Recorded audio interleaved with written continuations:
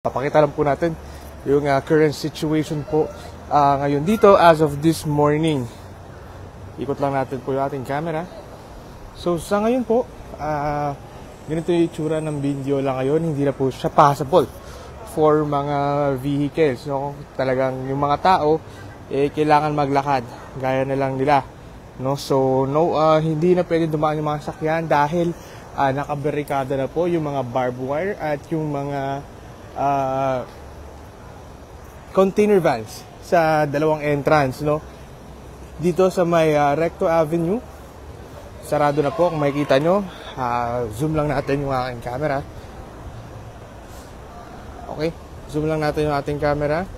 Ayan, makikita po natin, nakabarikado na po yung ilang mga kapulisan, pati na yung ilang truck ng BFP. Meron din po yung mga container vans at sa likuran po niyan ay yung doon po nakalagay yung mga barbed wires na parte ng kanilang preparasyon para nga doon sa mangyayaring 3 araw na kilos protesta po. So ikot naman po tayo dito sa may Mendiola Peace Arc. Pagdating natin dito sa Mendiola Peace Arc,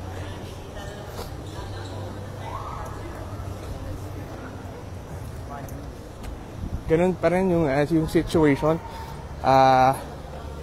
May kita po natin talagang nakaharang, may mga barbed wires, may mga container vans na nakalagay. Ayan, meron ito yung mga solid na semento na pinangahala sa traffic. So nakalagay sila dyan ngayon, may mga barbed wires at sa likod niyan maraming kapulisan na naka-standby po, no? So, ganun din dito sa may part ng Mendiola, itong kabilang side ng Legarda Street. Makikita naman po natin yung ilang mga kapulisan naka-standby rin po sila rito. Ayan po, makikita po natin sila, naka-standby po sila rito. At nakita natin may mga bit-bit sila, mga riot shield, may mga helmet na dala, at meron din tayong mga nakitang mga wooden sticks, no? So balik tayo dito. Ito makikita natin kaliwat kanan yung mga emergency vehicles, meron mga fire trucks. Ito yung itsura ng Mendiola Peace Arc ngayon. For now, possible is yung mga tao. No, may mga gaps na pwedeng daanan yung mga tao. Pero yung sasakyan, hindi pwede. May ilan mga motor tayong nakikita, pero kahirapan yan na makapasok at makalabas. Pero dito, ito yung Mendiola Peace Arc. Lakad tayo konti.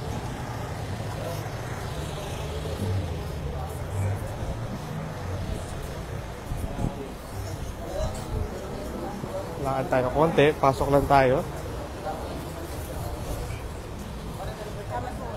So, ito yung mga wires na nakalagay dito.